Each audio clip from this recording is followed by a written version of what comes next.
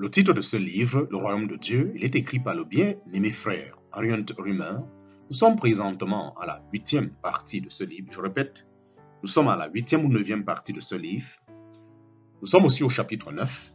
Chapitre 9, l'Assemblée et le Royaume de Dieu. L'Assemblée et le Royaume de Dieu. Chapitre 9, petit 1. Différence entre l'Assemblée et le Royaume. L'Assemblée du Dieu vivant se compose de tous ceux qui ont accepté l'Évangile par la foi et qui, sur cette base, ont reçu le Saint-Esprit, et cela depuis la Pentecôte en Actes chapitre 2 jusqu'à l'enlèvement, en parenthèse, Éphésiens chapitre 1 verset 13, 1 Corinthiens chapitre 12 verset 13.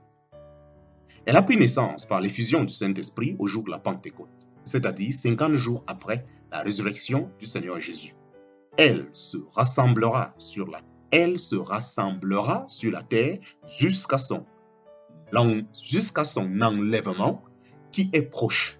En parenthèse, il aura lieu environ 7 ans avant l'établissement du règne millénaire, pour être alors reçu dans la maison du Père dans le ciel pour l'éternité.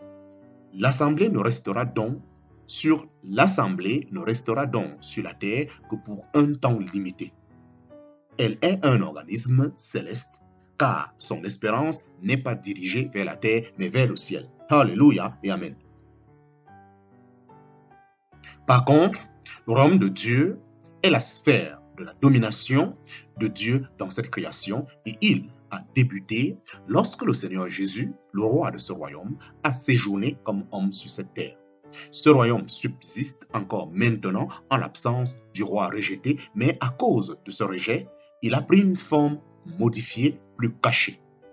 Il aura son état final, achevé, public et glorieux pendant le règne de paix millénaire de Christ et prendra fin avec le jugement des morts au grand trône blanc, en parenthèse, 1 Corinthiens chapitre 15, versets 25 à 26, Apocalypse chapitre 20, versets 11 à 15. Ceux qui appartiennent au royaume de Dieu sont donc tous les hommes qui, par conviction de foi ou simplement par profession extérieure, reconnaissent le Seigneur Jésus-Christ comme leur maître. Aujourd'hui, c'est toute la chrétienté et pendant le règne millénaire, toute la population du monde. L'Assemblée de Dieu est l'objet de son propos éternel en Christ, en parenthèse, Éphésiens chapitre 3, versets 10 à 11. Tandis que le royaume, en tant qu'administration de la plénitude des temps, est limité dans le temps, en parenthèse, Éphésiens chapitre 1, verset 10. Ceux qui font partie de l'Assemblée sont élus en Christ avant la fondation du monde, en parenthèse, Éphésiens chapitre 1, verset 14. Par contre, le Seigneur Jésus, en parlant du royaume, dit qu'il est préparé dès la fondation du monde, en parenthèse, Matthieu chapitre 25, verset 30. L'avenir de l'Assemblée se trouve au ciel, dans la maison du Père, tandis que le royaume ne s'étend que dans le cadre de toute la création. Chapitre 9, petit 2. Chapitre 9, petit 2. Christ, la tête et le roi. Christ, la tête et le roi.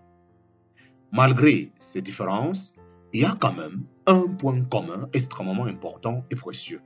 Selon le conseil de Dieu, le Seigneur Jésus prend la première place, la place la plus élevée aussi bien dans l'Assemblée que dans le royaume de Dieu. En tant que Fils éternel de Dieu, il est le fondement et le bâtisseur de l'Assemblée, en parenthèse, Matthieu chapitre 16, versets 16 à 18, et en tant qu'homme glorieux, il est la tête, en parenthèse, Colossiens chapitre 1, verset 18. Colossiens chapitre 1, verset 18. Il sera, pendant l'éternité, l'objet de l'adoration des rachetés et prendra au milieu de la place de gloire la plus élevée. Cependant, en tant que fils de Dieu et fils de David, il est aussi le Messie et le roi d'Israël. Il a été rejeté par son peuple terrestre et a été finalement tué. Mais à cause de son abaissement en tant que fils de l'homme, il s'est acquis le droit à la domination sur toutes les œuvres de ses mains qu'il a créées en tant que fils éternel. En parenthèse, Psaume chapitre 2 et chapitre 8. Par son œuvre à la croix, le Seigneur Jésus, à la foi, s'est acquis le droit à la domination comme roi sur son royaume et a racheté ceux qui l'acceptent par la foi comme leur sauveur, et ceux-ci font ainsi partie maintenant de l'Assemblée de Dieu, en parenthèse, Hébreux chapitre 10, versets 12 à 14. Dieu veut donc que son Fils bien-aimé, qu'il prend plaisir à regarder continuellement, prenne la première place à la fois dans le royaume de Dieu, dans cette création, et au milieu de ses rachetés dans l'éternité.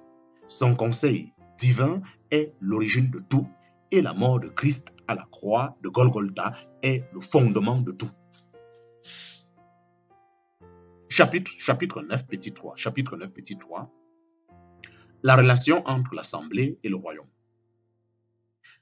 Dans ses paraboles sur le royaume des cieux en Matthieu chapitre 13, le Seigneur Jésus mentionne pour la première fois l'assemblée de Dieu. Même si c'est sous une forme voilée, encore le royaume des cieux est semblable à un marchand qui cherche de belles perles et ayant trouvé une perle de très grand prix, il s'en alla et vendit tout ce qu'il avait et l'acheta.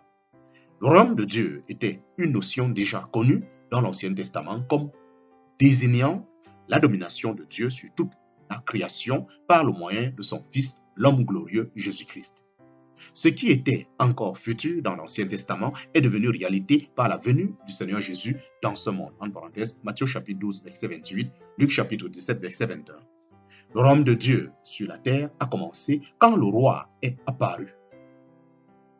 Tous ceux qui aujourd'hui reconnaissent l'autorité de Christ en ce qu'il professe être à lui ou se nomment chrétiens font partie du royaume de Dieu, en parenthèse, au royaume des cieux. Cependant, dans l'Ancien Testament, l'assemblée de Dieu était un mystère, en parenthèse, ou secret qui n'était pas encore révélé. C'est ce qui est exprimé dans la parabole de la perle de grand prix. Une perle a une valeur cachée dès l'origine. C'est pour cela que l'on peut bien dire que l'assemblée, dont cette perle de très grand prix est sans aucun doute une image, est la partie la plus précieuse du royaume de Dieu. Comme le marchand vendit tout ce qu'il avait pour avoir la perle, ainsi Christ a aimé l'assemblée et s'est livré lui-même pour elle. En parenthèse, Éphésiens chapitre 5, verset 25. Tout vrai croyant est donc membre du corps de Christ et il a en même temps sa place dans le royaume de Dieu. Dans le premier sens, il connaît Christ comme la tête. Dans le second sens, il le connaît comme Seigneur et Maître. Non pas toutefois comme sujet du roi, comme ce sera par exemple le cas pour Israël dans le royaume millénaire. Dans notre appartenance au royaume de Dieu, il y a un rapport d'autorité qui doit se manifester de notre côté par une obéissance absolue à notre Seigneur Jésus. Par contre, notre appartenance à l'Assemblée de Dieu comprend une liaison vitale beaucoup plus étroite et caractérisée par l'amour parfait. Mais tous les deux ont leur place dans les pensées de Dieu. Le privilège plus élevé d'appartenir à l'Assemblée n'efface en aucun cas l'autorité du Seigneur en tant que maître dans son royaume. Au contraire, étant les objets de la grâce en Christ, nous devions être maintenant bien plus en mesure de comprendre les principes du royaume de Dieu et de jouir des bénédictions qui s'y rattachent parce que nous pouvons avoir davantage d'intelligence et connaître le côté céleste de ce royaume. Car nous sommes les seuls à être dérivés du pouvoir des ténèbres et transportés dans le royaume du Fils de son amour, comme l'apôtre Paul décrit aux Colossiens, Colossiens chapitre 1, verset 13. Cela nous montre le caractère merveilleux de ce royaume pour nous. Il est caractérisé par l'amour du Père pour son Fils, qui est devenu notre Rédempteur, mais aussi notre seul Seigneur et Maître. Mais tous ceux qui se trouvent dans le royaume de Dieu ne sont pas nécessairement membres de l'Assemblée. Tel que le royaume de Dieu se présente de nos jours, son étendue correspond à la chrétienté professante, en parenthèse, ou chrétienté de nom. Mais celui qui n'a une profession chrétienne vide, en parenthèse, c'est-à-dire qui appartient peut-être à une église ou une communauté, mais qui n'est pas né de nouveau, se trouve de façon extérieure dans le royaume de Dieu, dans le domaine où s'exerce l'autorité du Seigneur Jésus, mais il ne fait pas partie de l'assemblée du Dieu vivant, comme un croyant sauvé et scellé du Saint-Esprit. chapitre 9, petit 4, le royaume de Dieu aujourd'hui. Le royaume de Dieu aujourd'hui. Comme on le voit spécialement d'après les premières paraboles sur le royaume des cieux de Matthieu chapitre 13, le royaume a certes prévu ce développement négatif, mais il serait faux de croire qu'il correspond à sa volonté. L'état présent du royaume est une conséquence du rejet du Seigneur.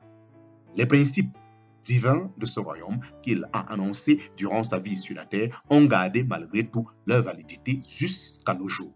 Ils seront en vigueur dans toute leur force pendant le règne millénaire. On comprend donc bien qu'après la résurrection, le Seigneur le Seigneur est parlé avec ses disciples des choses qui regardent le royaume de Dieu, en parenthèse, Actes chapitre 1, verset 3, et que plus tard, l'évangéliste Philippe annonçait les bonnes nouvelles touchant le royaume de Dieu et le nom de Jésus-Christ, en parenthèse, Actes chapitre 8, verset 12, et que l'apôtre Paul également témoignait du royaume de Dieu et le prêchait, en parenthèse, Actes chapitre 19, verset 8, Actes chapitre 20, verset 25, Actes chapitre 28, verset 23, 31. Ces expressions ne visent manifestement pas le côté futur et glorieux de ce royaume, comme en Actes chapitre 1, verset 7 et Actes chapitre 14, verset 22, mais le temps présent du rejet et de l'absence du roi. En parenthèse, comparé Actes chapitre 17, verset 7, car dans le temps présent, le royaume englobe aussi l'assemblée. Selon ce que les actes nous apportent, dans chaque ville où la bonne nouvelle de l'évangile était annoncée, elle était annoncée premièrement et habituellement aux Juifs. Or, ils attendaient ce royaume depuis longtemps. Mais désormais, dans cette annonce de l'évangile, outre les souffrances subies par Christ et les gloires encore à venir du royaume, il fallait présenter la vérité actuelle de l'assemblée, les privilèges et ses devoirs et son espérance. Il ne serait pas venu à l'esprit de Paul de négliger le royaume ou même de l'omettre